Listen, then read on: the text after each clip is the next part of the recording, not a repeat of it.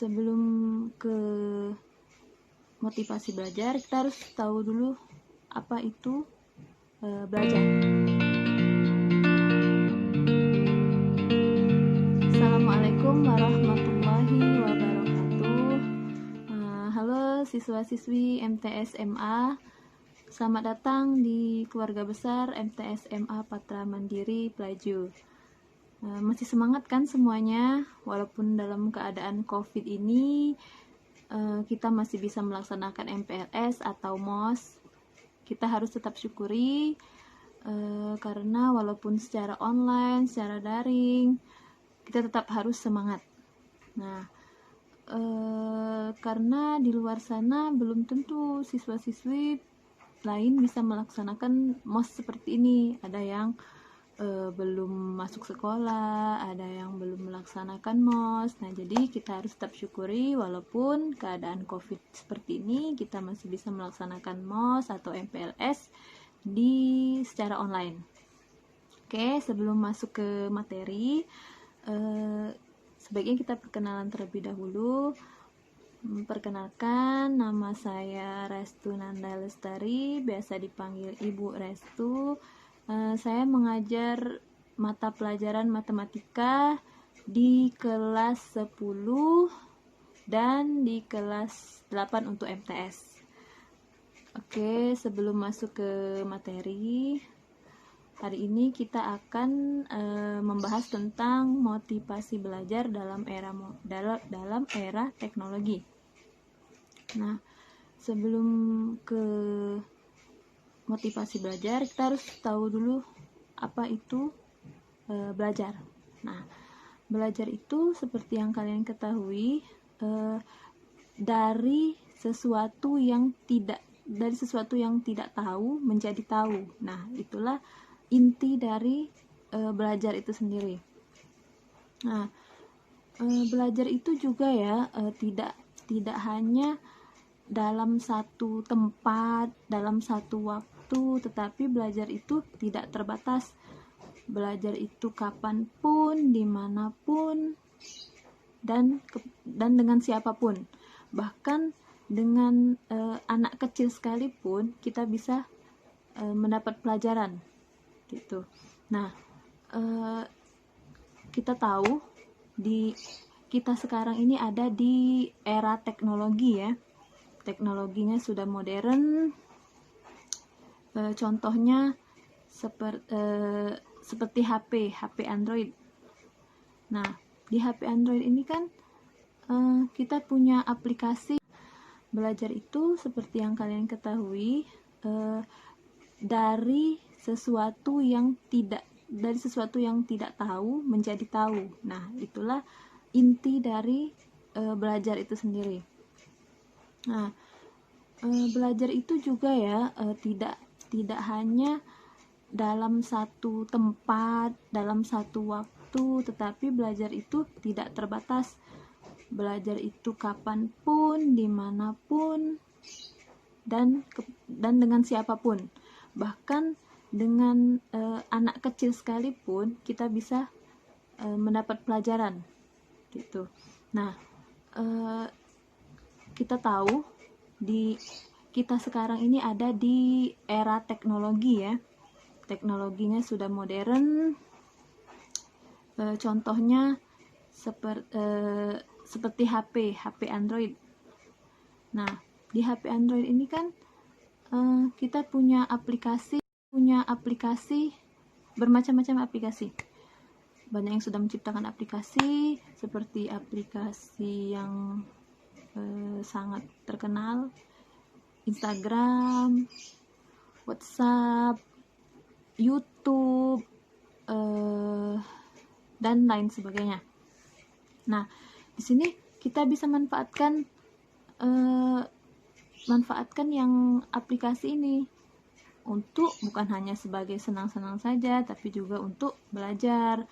Nah, misalkan Instagram itu ya bukan tempat untuk senang-senang saja, bukan tempat untuk memposting foto-foto, tempat hunting-hunting, bukan. Tapi kita juga bisa belajar dari dari Instagram ini, kalau kalian mengikuti tentang pelajaran, kalian bisa ambil pelajaran dari sana. Terus apalagi satu lagi aplikasi yang sangat populer yaitu YouTube. Nah, YouTube yang sangat, menurut saya YouTube ini sangat berpengaruh dalam kegiatan belajar. Di YouTube ini apapun bisa kita cari. Banyak youtuber, apalagi banyak guru-guru yang men-share ilmunya. Misalkan kita ingin mencari tahu, misalkan kita ingin mencari tahu tentang bagaimana mencari luas segitiga. Banyak langsung muncul cara mencari luas segitiga, cara banyak. Terus apalagi kalau misalkan kita, pokoknya banyak ya dari YouTube itu ya, seperti kalian ketahui tidak hanya artis-artis yang mau tenar dan lain sebagainya, tapi juga kita bisa belajar dari YouTube tersebut. Ada lagi seperti Google itu kan kalau saya pribadi, saya mengajar itu saya sangat memperbolehkan siswa saya untuk melihat untuk mencari jawaban itu di Google. Kenapa? Karena dari Google itu mereka bisa mencari jawaban, mereka bisa mendiskusikan kepada temannya, men-sharing, mereka bisa tahu tanpa hanya menanya kepada saya, kecuali saat ulangan ya. Saya tidak pernah memperbolehkan siswa untuk melihat Google kecuali belajar. Oke. Dan banyak lagi aplikasi-aplikasi. Nah, saya punya aplikasi seperti Google Translate. Nah, itu sangat berguna sekali ya. Misalkan saya bukan orang yang pandai bahasa Inggris, jadi ketika saya ingin tahu arti, kalau saya menemukan kalimat bahasa Inggris, saya ingin tahu artinya, saya gunakan aplikasi tersebut. Nah, dari situ kita bisa belajar juga kan. Oke, dan masih banyak lagi yang lain ya.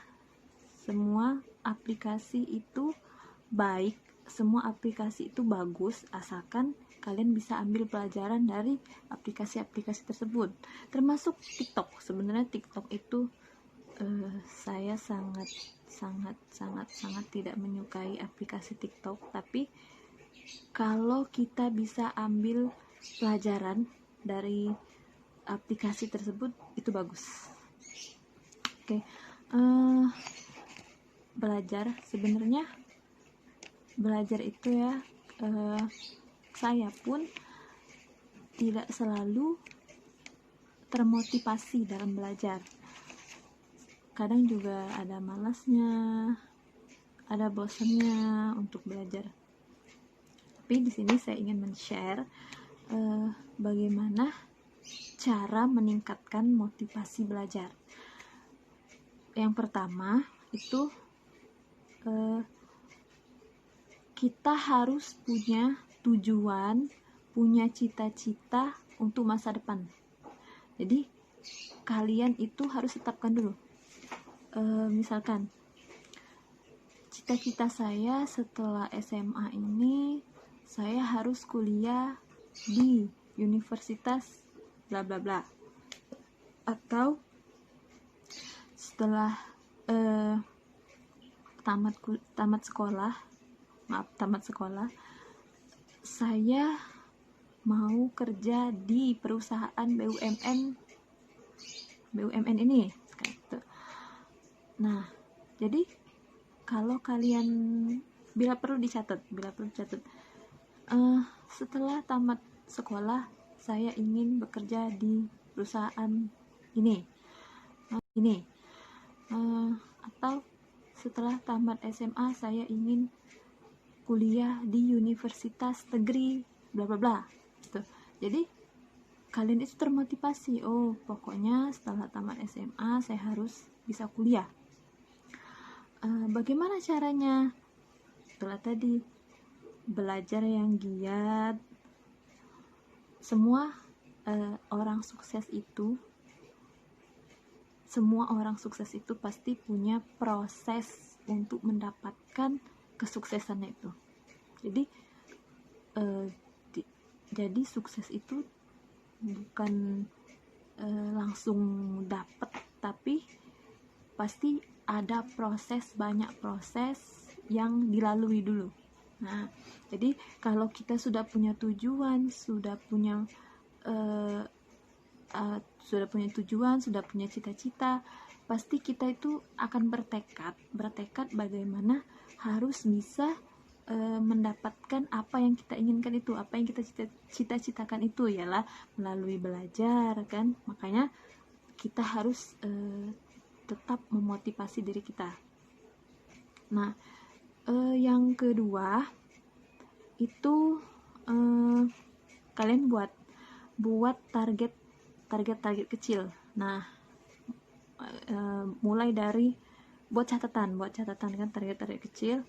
Misal hari Senin itu saya harus bisa menyelesaikan, saya harus buat catatan, misalnya buat catatan pelajaran biologi harus selesai. Setelah hari Selasa saya harus latihan soal matematika. Hari Rabu saya harus membuat catatan kecil rumus-rumus tentang fisika. Nah, jadi kalian itu buat semacam target itu untuk diri kalian. Jadi punya tujuan yang jelas gitu ya. Selanjutnya itu yang ketiga, kalian harus pahami gaya belajar kalian. Nah, gaya belajar di sini itu ada 3. Yang pertama melalui visual, melalui auditori, dan melalui kinestetik. Kalau visual ini, visual itu dengan melihat, gaya belajar yang dengan melihat ya. Misal, dia itu bisa memakai YouTube, bisa dari Instagram, pokoknya intinya di era teknologi ini kalian harus pintar-pintar, kalian harus benar-benar memanfaatkan teknologi yang sangat berkembang di masa sekarang ini. Nah, ada satu tips atau satu hal yang ingin saya share lagi. Ini pengalaman, saya pernah menulis cita-cita saya di selembar kertas. Misal yang pertama itu saya harus semester ini saya harus mendapat ranking 1. Terus yang kedua, untuk